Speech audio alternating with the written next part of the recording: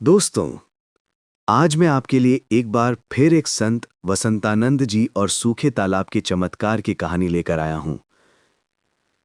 बहुत समय पहले उत्तर भारत के एक छोटे से गांव में संत वसंतानंद जी रहते थे।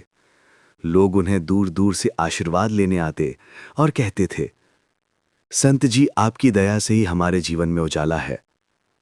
उस साल गांव में भीषण सूखा पड़ा।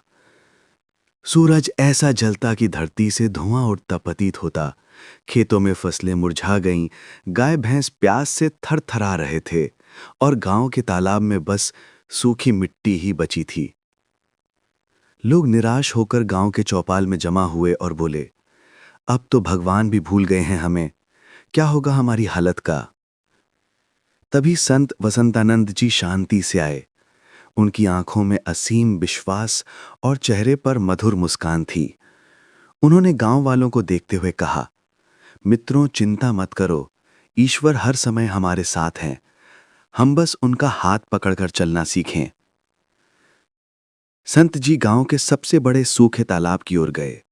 लोग उनके पीछे पीछे चले। संत ने गहरी सांस ली, आंखें बंद की और प्रार्थना शुरू की। हवा ठहरी हुई लग रही थी और वातावरण में एक अजीब सी शांति फैल गई।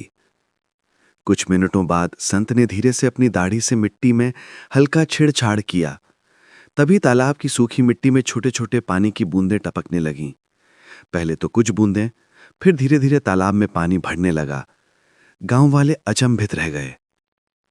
संत ने हाथ उठाकर कहा, देखो ये चमत्कार मेरे नहीं, तुम्हारे विश्वास का है। जब मन पूरी श्रद्धा से ईश्वर पर टिकता है तो असंभव भी संभव हो जाता है।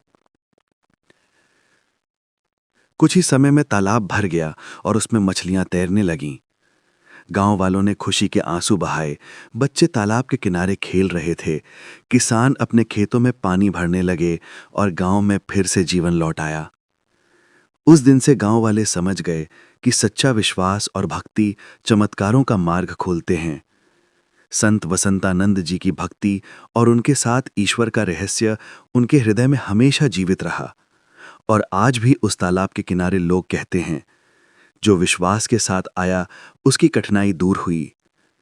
यही है संत वसंतानंद का चमत्कार। दोस्तों, अगर ये कहानी आपको अच्छी लगी हो तो चैनल को लाइक और